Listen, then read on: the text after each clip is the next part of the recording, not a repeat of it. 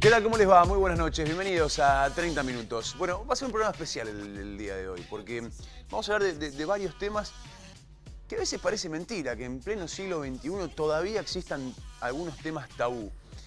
Y sobre todo, si nos ponemos a pensar, por ejemplo, en algunos de los ítems que seguramente estaremos charlando hoy con nuestro invitado, la educación sexual en las escuelas. Algo que en este último tiempo ha generado distintas opiniones, pero sobre todo se ha escuchado mucha información falsa. Y eso es lo que es realmente peligroso, digo, porque poner en la cancha, en el terreno de la discusión, información que no es verídica, que es falaz. Se ha escuchado, por ejemplo, decir, bueno, con la educación sexual integral lo que se pretende es enseñarle a nuestros pibes a masturbarse frente a sus compañeros de clase. Ninguna persona cuerda puede llegar a pensar que eso es real.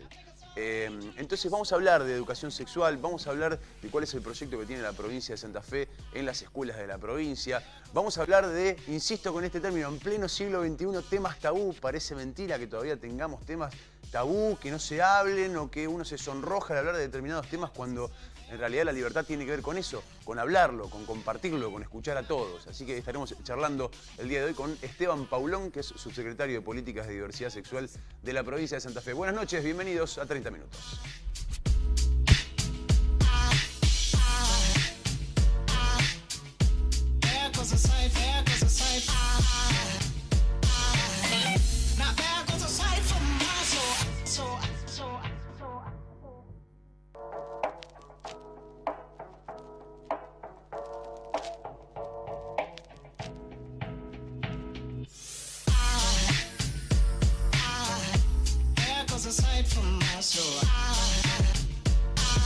Esteban Paulón nos visita el día de hoy. ¿Cómo andas, Esteban? ¿Todo bien? ¿Qué tal? ¿Cómo estás? Que parece mentira que todavía tengamos temas que determinado sector social sea reacio a discutirlo, a charlarlo, a ponerlo arriba de la mesa. No hay algo más noble y más libre que hablar.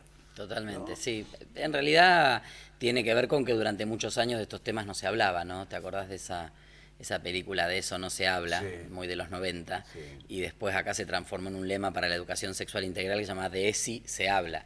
Son temas que habitualmente no se han hablado porque la sexualidad siempre estuvo en un lugar, como bien vos decías antes, del tabú, de lo supuestamente de lo privado, por fuera de los ámbitos educativos. Aún hoy, muchas veces cuando se habla de educación sexual integral, las personas que se oponen a su implementación cuestionan la ESI, que en realidad es un contenido curricular.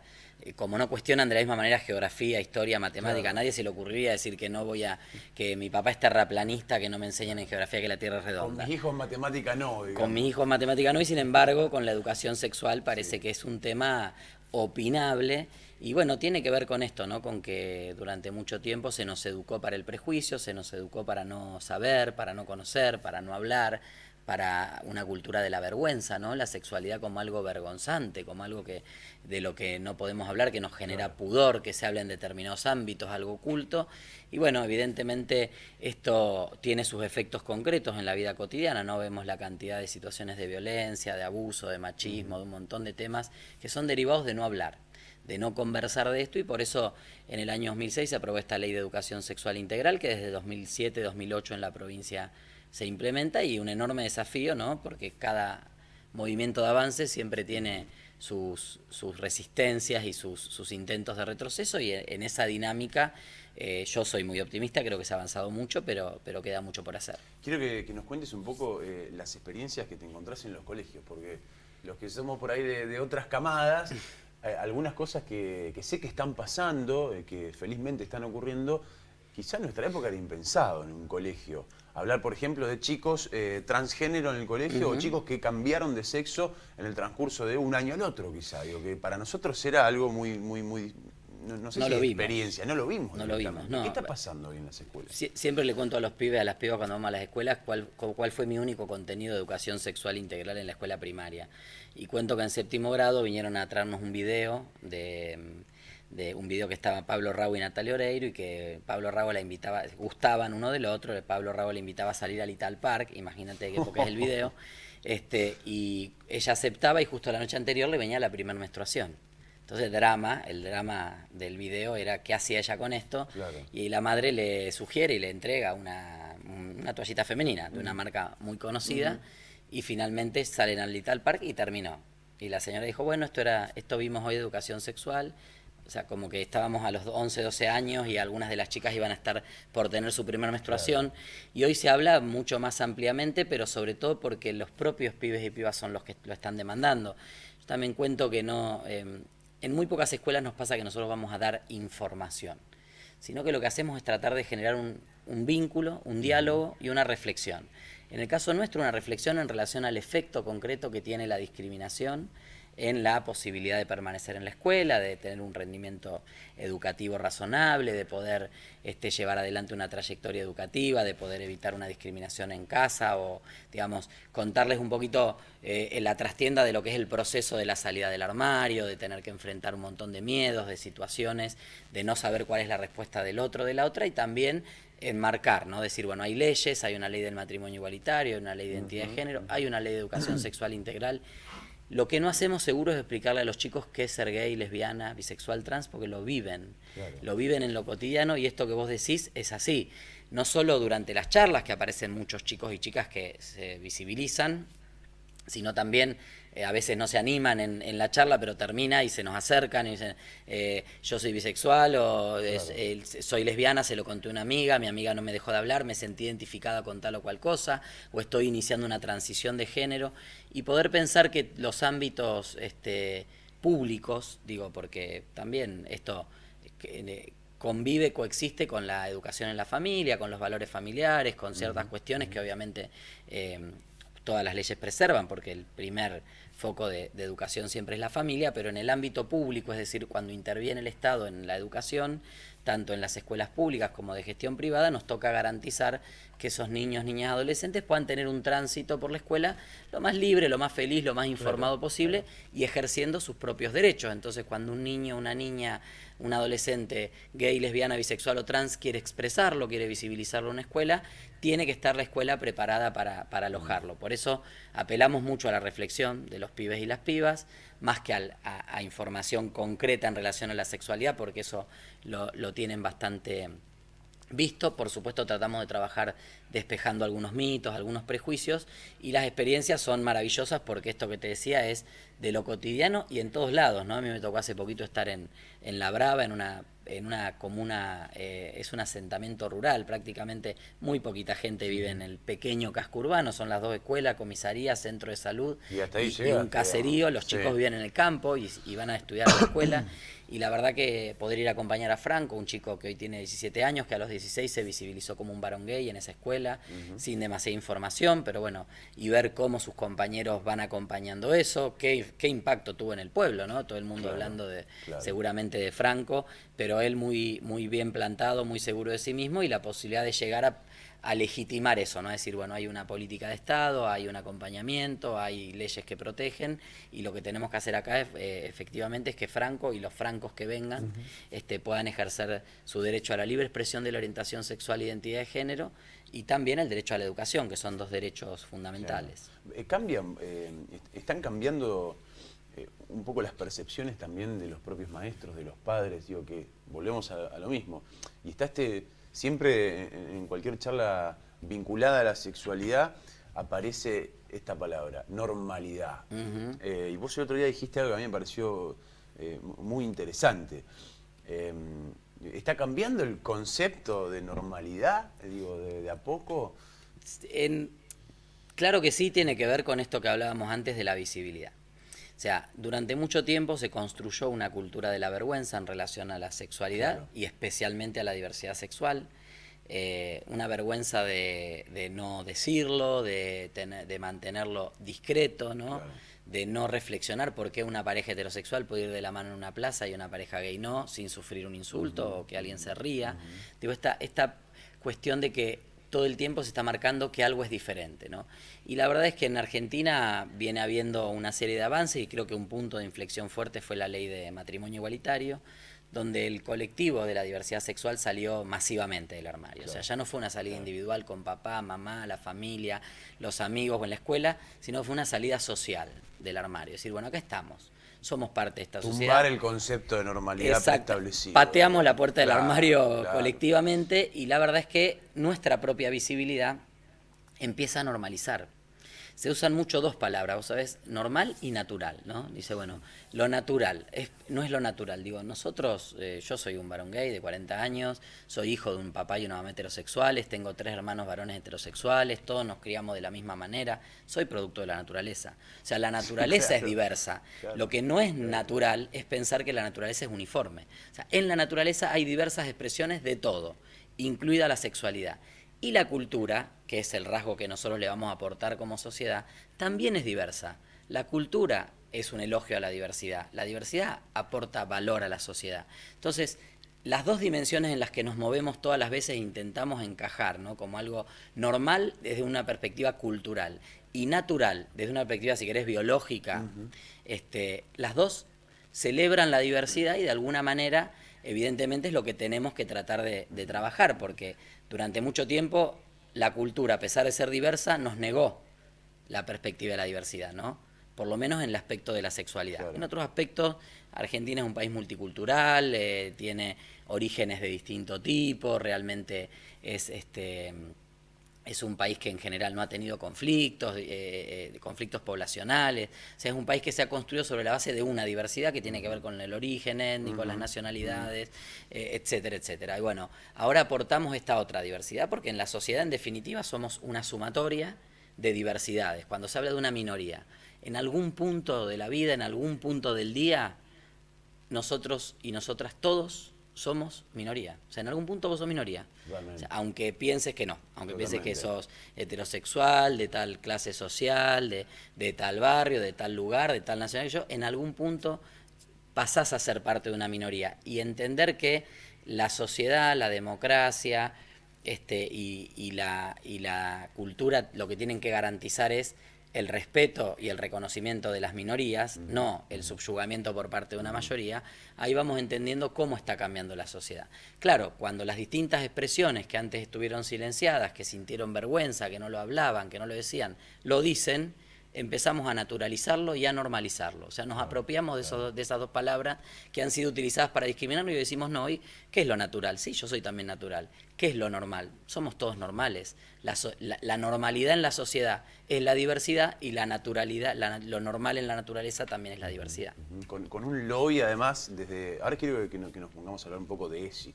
Desmitifiquemos, aclaremos la información, porque ha circulado muchísima información falsa y se han barrado la cancha de la discusión. Pero te decía esto, con un lobby de algunos sectores muy poderosos, entre ellos la Iglesia, por ejemplo, en contra. Y uno recuerda, por ahí nuestra generación vivió más la ley del divorcio. Sí, claro. Y para un pibe en edad escolar que los padres se divorcien era casi el fin del mundo. Total. Y era un trauma general para toda la vida y se vivía de esa forma en ese momento. Y hoy es absolutamente, otra vez lo mismo, natural. Sí, se hoy instaló, es un derecho. Vida, Sí. Es un derecho que... Preferible si no amas más a alguien separarte que seguir sosteniendo una relación además, que no va. Ha ido cambiando con los años también la conformación de las familias Totalmente. ensambladas, y hoy no lo vivimos más como una tragedia. No, pero pensá que cuando yo estaba en la escuela y me tocó como alumno ver el debate del divorcio y ver esto que vos decís, el impacto que tenía, pero había otros debates como por ejemplo las personas adoptadas. La adopción era vista como una cuestión de vergüenza, que hoy realmente está reivindicado porque claramente es un acto de amor, es darle una segunda oportunidad de un inicio a un niño, una niña o a hermanitos, o digamos la conformación de lo que uno adopte, un nuevo comienzo, darle una familia, entender que la familia no es una cuestión biológica, no es un lazo biológico, sino que es un lazo de afecto, de cuidado, de cariño, de amor. Y en ese momento también era vergonzante ser hijo adoptivo, tener un hermano, una hermana con una discapacidad. No salían, parecía, viste, que no salgan, que no vayan a tal lado, no lo digamos. Bueno, esto por eso va cambiando y siempre estuvo sustentado digamos, en 3 grandes pilares que han sido la legalidad, la ciencia, fundamentalmente la ciencia médica y la religión, ¿no? 3 factores de poder muy, muy fuertes en la sociedad que a lo largo de la historia han instalado determinadas cuestiones. Hasta el año 90 la homosexualidad era considerada una enfermedad, un desvío, un trastorno de la personalidad. En el año 90 la Organización Mundial de la Salud despatologiza la homosexualidad. Recientemente, en estos días, se ha despatologizado la transexualidad, ¿no? Procesos que llevan muchísimo tiempo, pero que durante muchos años sostuvieron un cierto esquema, ¿no? Y desde las religiones que cada vez se van abriendo más y esto va fluyendo por suerte, pero también hay todavía sectores muy duros que siguen planteándolo en términos de pecado, de vergüenza, de una situación que debe ser sancionada. Y la legalidad, que en nuestro país nunca penalizó abiertamente la homosexualidad, pero que en 77 países hoy lo hace. Entonces, todavía hoy lo hacen. Todavía hoy lo hacen, en 7 de ellos con pena de muerte. Hubo un debate muy fuerte por una ley de penalización con la pena de muerte en Brunei, en un país que es paraíso turístico de alta gama, y bueno, ahí todos los famosos salieron a decir que no iban más, que no paraban más en ningún hotel, que bueno, hubo todo un boicot comercial que a las 2 semanas el gobierno tuvo que dar marcha atrás. Pero en 7 países del mundo hay pena de muerte para las personas homosexuales y en otros 70 pena de prisión. Entonces es un debate que nosotros lo vemos desde un lugar ciertamente privilegiado, con leyes que hemos conquistado, con políticas públicas, con una sociedad que yo creo que mayoritariamente está muy abierta y que, bueno, con sus resistencias, pero en un sentido de progreso, que coexiste con un mundo, con una parte del mundo que todavía no entró al siglo XXI. Entonces, bueno, en esa tensión estamos en este momento. ¿En qué lugar está Argentina de esto que marcás? Porque yo me acuerdo, por ejemplo, tuve la suerte de poder viajar en Barcelona. En Barcelona vos vas a un banco, que en realidad hay muy pocos, pero hay una persona trans del otro lado. Y eso en Argentina todavía no pasa. Digo, de hecho, se está peleando por el cupo laboral para garantizarle un mínimo de posibilidad de trabajo al colectivo trans. O esta imagen que vos decías era muy difícil de ver en Argentina en otros tiempos. Digo, en algunas ciudades más cosmopolitas, el gay y la lesbiana van de la mano en la calle como cualquier otra pareja, digamos. O sea, ¿en qué posición está Argentina respecto al resto del mundo? Argentina es un país de enormes desigualdades y la cuestión de la aceptación o el proceso en relación a la sexualidad no escapa a esto, ¿no? Tenemos ciudades, regiones más progresistas, más abiertas, donde esto hoy se ve, parejas de la mano. De hecho, acá en Santa Fe se puede ver y el colectivo trans también, que vos bien planteabas, de unos años a esta parte, en general en la mayoría de las localidades de la provincia que nosotros visitamos, ya pasa a ser un colectivo que vive de día, ¿no? Siempre fue un colectivo que estaba de noche, en la ruta, en la esquina, y hoy no, hoy tal vez no lo ves atendiendo en el banco todavía. Va a llegar, pero digo, por lo menos sí haciendo pagando un impuesto o comprando en el supermercado a las 2 de la tarde o a las 10 de la mañana. Esto es un proceso que se va dando paulatinamente. Países como España y otros países de Europa del Norte, sobre todo, tienen legislación antes que Argentina. Argentina, su legislación llegó un poquitito atrasada en relación a Europa, adelantada en relación al resto de Latinoamérica. Hoy, a nivel legislativo, tenemos las mejores leyes. Tenemos la ley de matrimonio igualitario y la ley de identidad de género, que es la ley de identidad de género, sobre todo, es un modelo que se está copiando en los países de Europa del Norte. Cuando nosotros empezamos el debate por la ley de matrimonio igualitario, nos decía, ustedes están locos porque esas son leyes para Suecia, Noruega, Finlandia. Y hoy recibimos delegaciones, a mí me tocó recibir una delegación de Noruega, una delegación de Finlandia, y ahora hace poquito de Vietnam, para conocer la ley de identidad de género de Argentina, cómo la pueden implementar en sus países. Entonces, creo que estamos en ese tránsito de plasmar esa igualdad legal en igualdad real, igualdad de oportunidades, que va a llegar cuando efectivamente esto no sea visto de una manera diferente, cuando sea parte de cualquier expresión y cuando una pareja de la mano o una persona trans en un banco no nos llame la atención. Pero obviamente para llegar ahí hay que caminar, ¿no? No es tan sencillo, las desigualdades se notan. Nosotros en Santa Fe tenemos la verdad que una realidad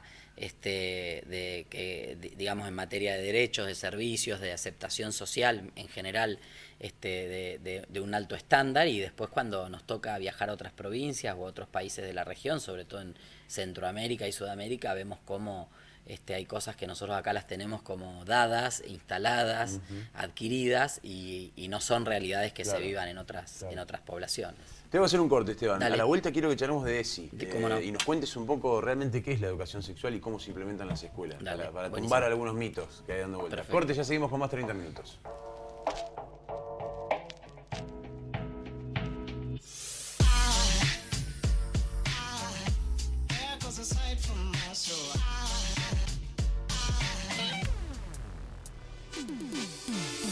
Estás a un clic de sacar un préstamo en el acto. Es decir, estás a un clic de remodelar tu casa. Y estás a un clic de irte unos días a descansar. Y de cambiar tu auto por uno mejor. Con los préstamos del Banco Santa Fe, estás a un clic de lo que querés. Pedí hasta 500.000 pesos desde la app o 1 millón de pesos en sucursales. Banco Santa Fe. Cámara de Diputados, Provincia de Santa Fe. Diálogo Transform.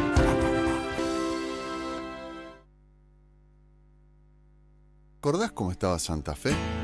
Espacios usurpados, ahora son plazas y paseos para que aproveches con los chicos. Lugares emblemáticos abandonados, ahora están llenos de vida y de actividades para que disfrutes todos los días. Donde era tierra de nadie, ahora hay jardines para los más chicos y oportunidades para los jóvenes. Tantos lugares por donde no se podía pasar, ahora tienen pavimento para que entren el cole y la ambulancia. Donde el agua arrasó, ahora hay obras que no se ven, pero que están cambiando la historia de tu barrio y tu familia. Aquella ciudad chata y gris que teníamos, ahora es una ciudad viva, dinámica, donde tenés opciones y oportunidades. Falta mucho, pero mirá todo lo que logramos trabajando juntos, porque sabemos que juntos es posible. Gobierno de la Ciudad de Santa Fe. Mi corazón con el Kini late más. Elegí 6 numeritos y a ganar, siempre a ganar. No dejemos de soñar. Kini 6, vos sos mi amor. Vamos todos a jugar. Dale, prendete. Vos también hacete fanático al ritmo del Kini 6 y vení a festejar todas las semanas.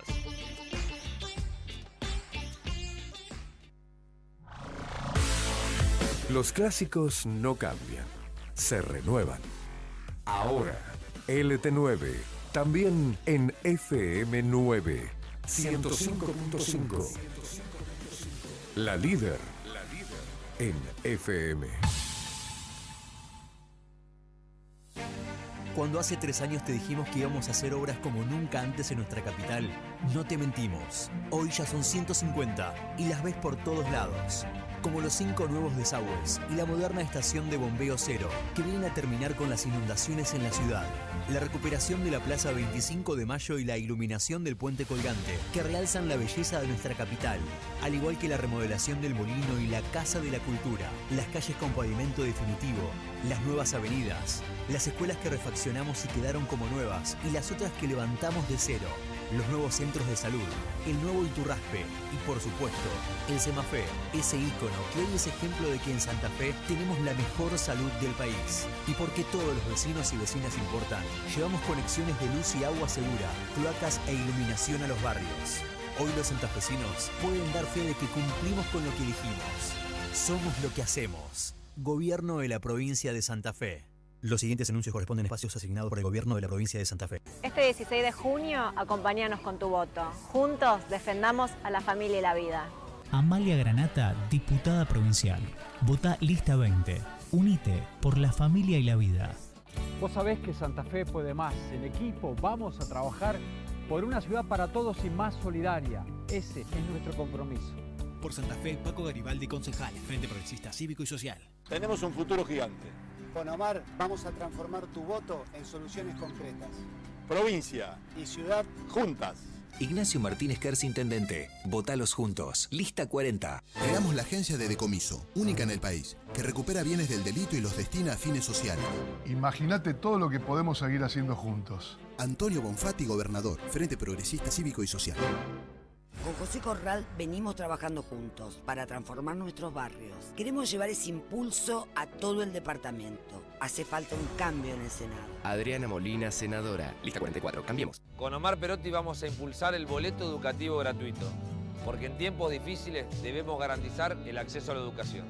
Junto a Omar Perotti, Leandro Busato, candidato a diputado. Lista 40. Juntos. Por tu derecho a tener una jubilación digna, a tener un laburo sin temor a que te echen, por tu derecho a caminar libremente por las calles, el próximo 16 de junio, acompáñanos. Lista 36, igualdad y participación. He tenido entonces un recorrido en la función pública sin sombras. Revísenme si quieren. El que no tiene nada que esconder, no tiene nada que temer. Ahora Santa Fe, la fuerza del gigante. Omar Perotti, el futuro es gigante. Vamos a aliviar el bolsillo de los santafesinos, reduciendo la planta política del Estado y bajando fuertemente impuestos y tarifas. Tenemos que sacarle el pie de encima a la producción y el empleo. Lista 44. Cambiemos.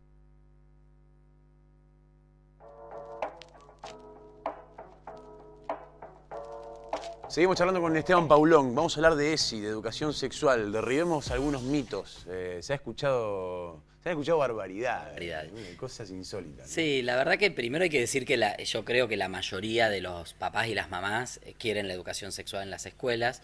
A veces por el ritmo de vida, por no poder ocuparse, como a veces no, los papás, las mamás no se pueden ocupar de todos los temas de sus hijos e hijas en la escuela.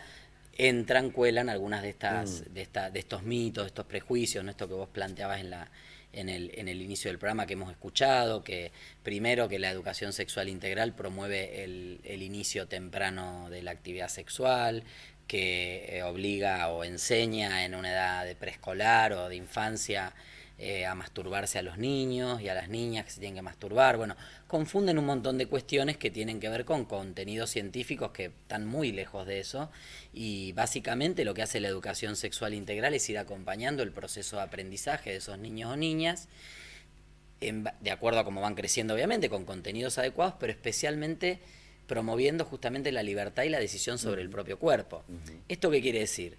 Que un niño o una niña de 5 o 6 años, 4, 5 o 6 años, vamos a trabajar aspectos que tienen que ver con la prevención del abuso sexual infantil. A mí me causa gracia cuando hay algunos sectores minoritarios, yo creo que se ha visto que son minoritarios porque han ido perdiendo peso social, cuando hablaban de con mis hijos no te metas, ¿no?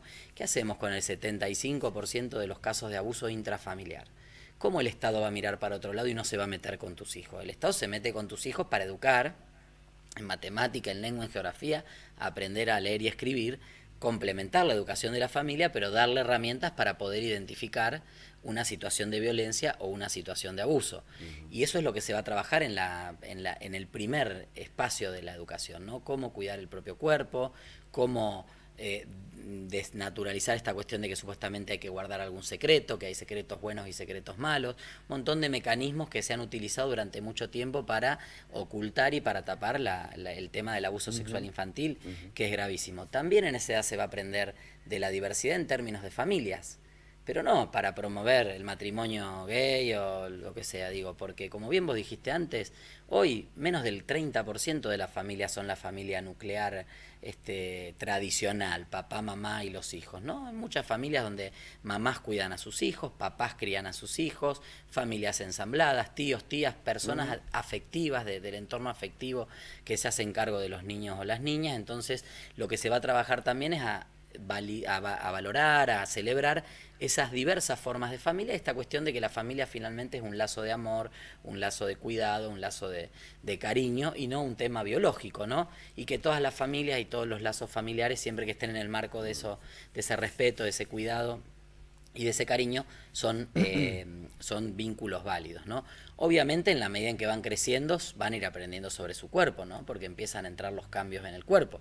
A nosotros nadie nos enseñó ni que el cuerpo tangencialmente nos habrán dicho que el cuerpo nos iba a cambiar, un día empezamos a cambiar la voz, empezamos a crecer, sí. Te salían los pelos en las piernas, vergüenza de mostrar, de no mostrar, bueno, no poder encarar eso. Entonces la educación sexual integral va a ir planteando estas cuestiones, no ir acompañando esos cambios del cuerpo y ese despertar de una vivencia sexual más activa.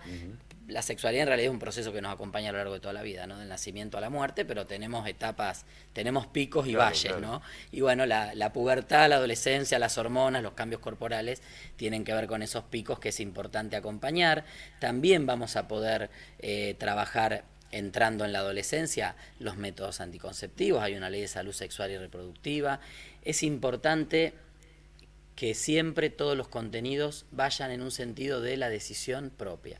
A veces, para llevarlo al otro extremo de lo que dicen algunos de estos sectores, yo le planteo a los chicos y las chicas que, en definitiva, la educación sexual integral nos brinda herramientas para reivindicar el derecho a llegar virgen al matrimonio, ¿no? Para ir a un extremo. Digo, si esos son los valores familiares, tus valores personales, tus valores religiosos, la educación sexual integral te va a dar elementos para que vos puedas tomar esa decisión, la puedas tomar a conciencia, no te sientas presionado, presionada por el entorno. Hoy en día seguimos viendo nosotros recorriendo la provincia cómo se ríen los chicos de algún pibe que todavía no se inició sexualmente y tiene 14 o 15 y entonces que vos tal cosa y tal otra, o una nena que tal vez no quiere iniciar si tiene 15, 16, 17 años y de golpe que si sos una virga, que si esto, que si el otro. Bueno, cada uno tiene que poder decidir con quién, en qué momento, de qué manera, con quién, desde lo personal, desde su orientación sexual, etcétera, ¿no? Digo, todo eso tiene que ser un proceso de decisión en libertad, sin presiones, porque cualquier presión implica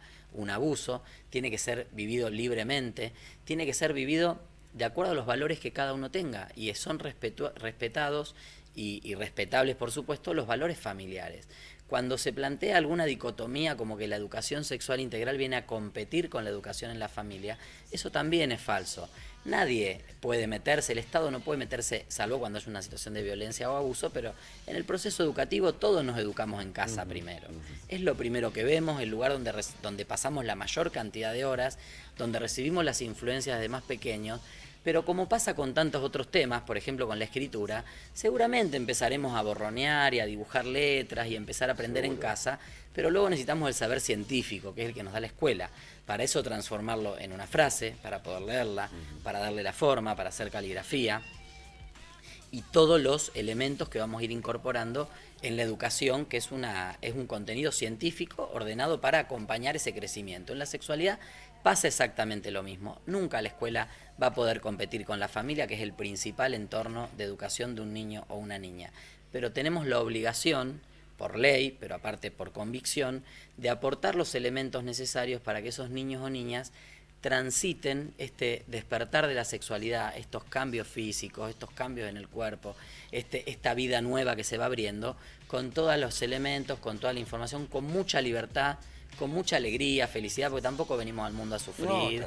La vida no es un valle de lágrimas, venimos a celebrar la vida, a ser felices, a ser libres y a poder decidir. Y a eso va la educación sexual integral. Por un lado con la capacitación docente, que en la provincia a nivel inicial y primario está todo el plantel ya capacitado, y en secundario se está haciendo un esfuerzo grande, incluso nosotros también en conjunto trabajando con el Ministerio para ampliar las capacitaciones, y también planteando en escuela abierta o en jornadas especiales nuestros equipos y otros equipos de otras áreas que tienen que ver con gabinete joven, con género, etcétera, los temas que hoy los pibes y las pibas están discutiendo en las escuelas en relación a sexualidad. Esteban, gracias por venir, un gusto tenerte. No, por favor, gracias por la invitación. Linda charla. Gracias por estar. Nos encontramos el próximo jueves con más 30 minutos. Gracias por habernos acompañado. Chao. Aside from my soul.